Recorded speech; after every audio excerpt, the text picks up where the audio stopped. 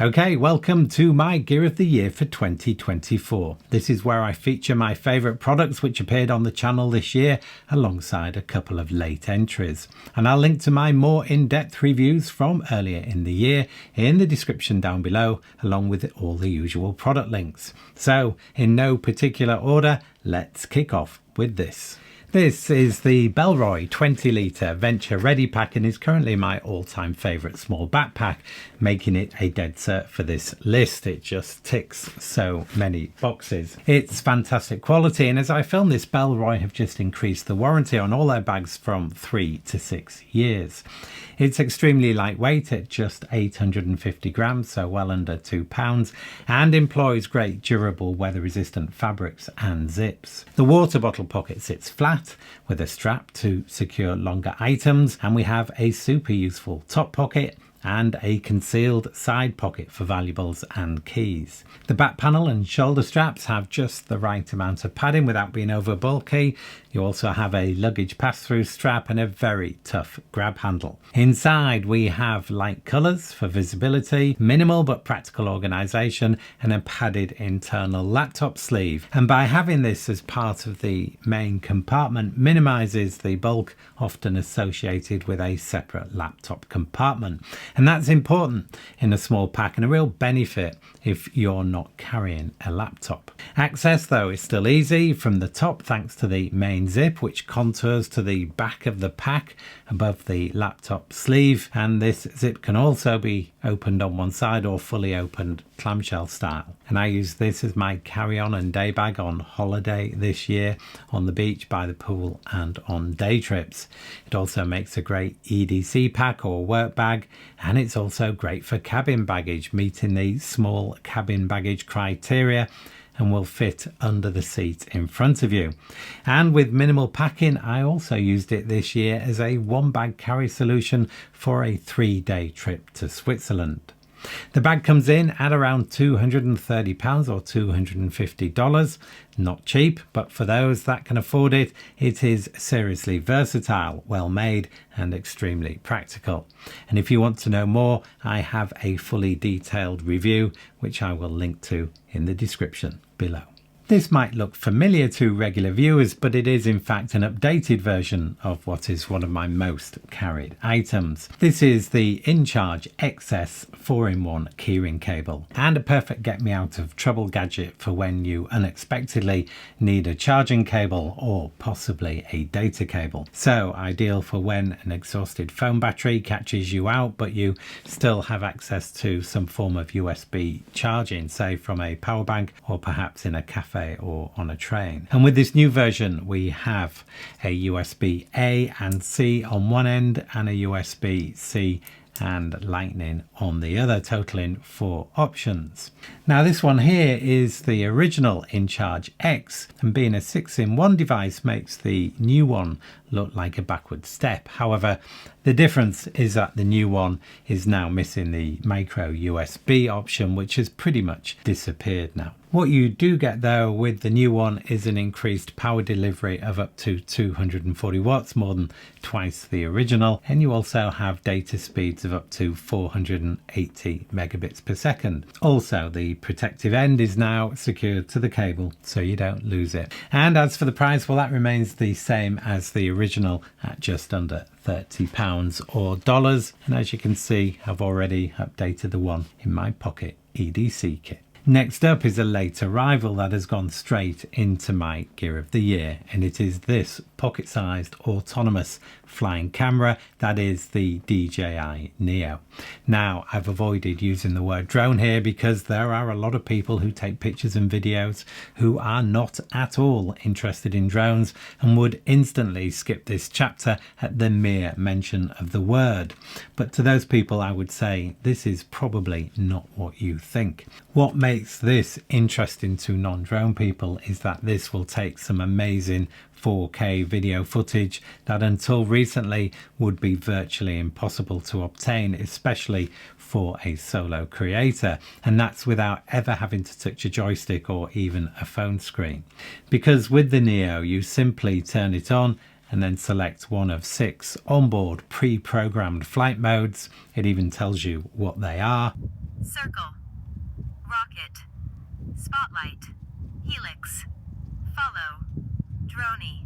And then all you do is let it launch from your hand and do its thing. 10 meters, droney, 3, 2, 1.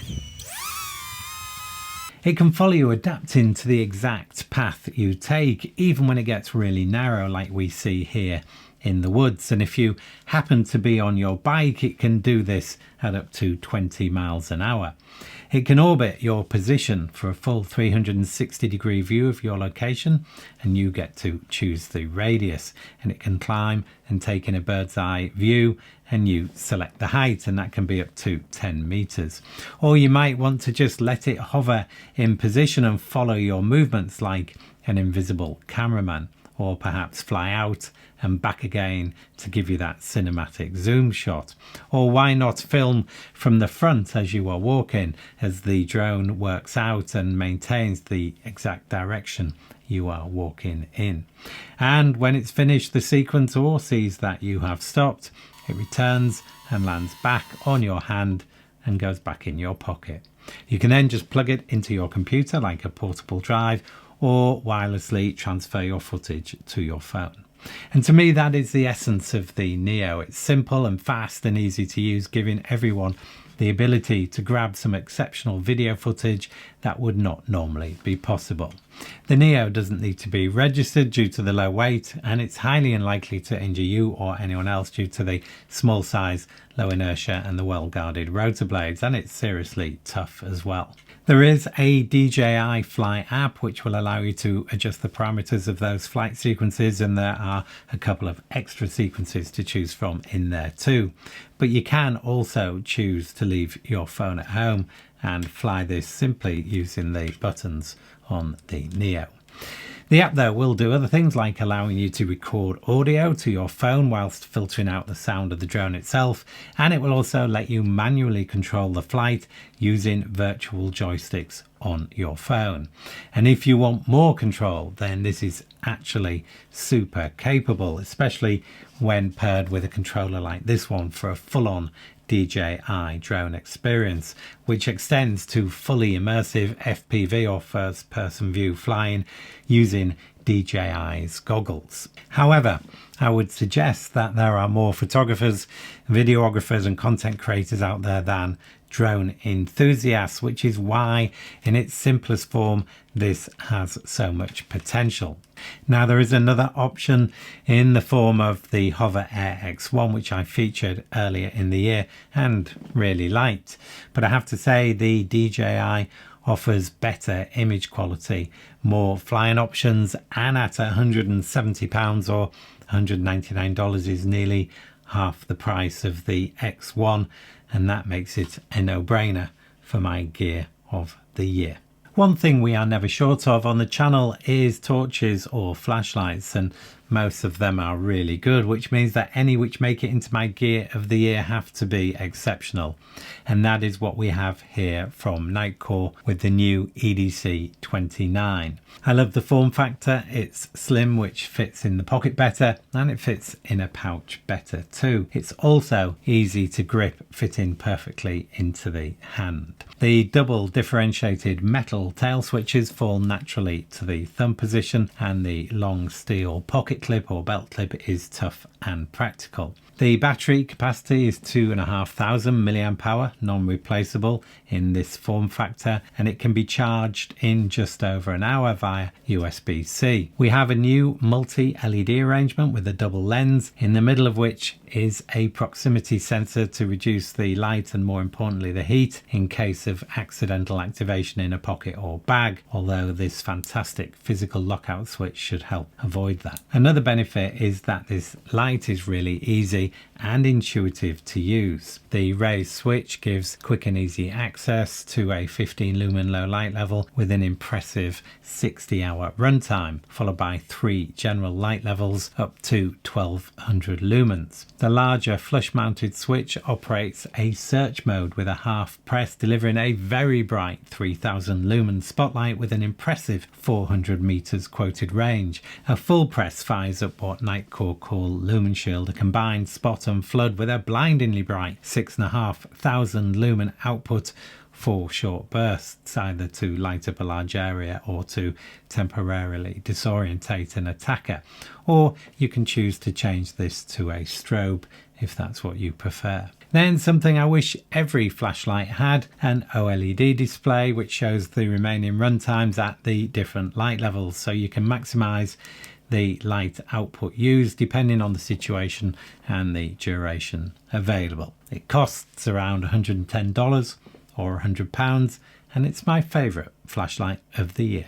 I've been wearing the Granarec mid-layer jacket from Graphene-X pretty much every day for the last couple of years, and it made it into my gear of the year last year because it has worked so well for me. Well, it's back because we now have a serious upgrade with the recently launched Granarec II. So this is the jacket I invariably grab when going out the door. It's lightweight, warm, comfortable and practical, and it also looks just as good on a trek as it does when going to the shops or the office or round town on a night out. It really is a do-it-all jacket. As a mid-layer, it's designed to go under a waterproof outer layer for seriously challenging weather conditions, although it does have a PFC-free weather-resistant coating for light rain, and I've worn the original as an outer layer in freezing temperatures and it has remained warm. On first look, the second generation looks the same, which is no bad thing. We have the padded high neck, which I really like and which has been expanded slightly in this new version. And we have the same practical quick access phone pocket at the front, which I love, and which the whole jacket can pack into, which is another great feature of the Granarec. We also keep the large hidden pocket at the rear, as well as the small inside zip pocket, which is great for a wallet, and the internal A5 size drop pocket. The outer shell looks the same and feels the same, but it has been upgraded to a bio-based ripstop nylon, which is tougher and also more sustainable, and the internal lining now has a smoother and softer feel. The two front zip pockets now have hand warmer linings, which is a really nice addition, and new for this jacket are these stretchable side panels for enhanced freedom of movement, and a concealed adjustable cinch cord at the base, and new stretchable wrist cuffs to retain warmth. The biggest improvement though is hidden, because this jacket now incorporates Graphene-X's weather adaptive insulation.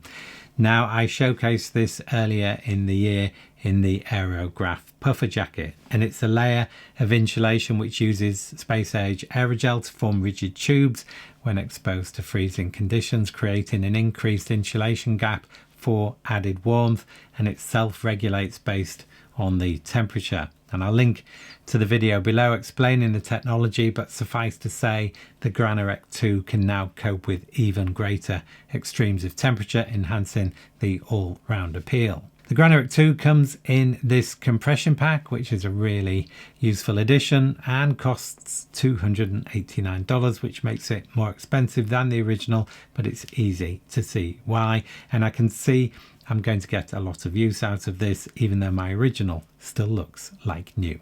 The next one made it onto the list because I find myself reaching for it all the time. It is the Lautie Shuffle KK fidget slider, and it lives either on my desk or in my pocket. Recently, I tested a load of fidget spinners, clickers, toys and gadgets to see what all the fuss is about, and I surprised myself with just how addictive and satisfying they can be. It seems that repetitive activities can stimulate the brain, reducing distractions and making it easier to focus. And there's also a proven link between fidgeting and managing anxiety and stress and reducing tension. And I do find I can concentrate more and relax more when playing with this. And ironically, I do feel a bit stressed when I can't find it. Now, Lautie are the market leaders in premium fidget gear, and this was a standout favourite from those on test. This one is made from black zirconium, which is an alloy which is stronger and lighter than steel.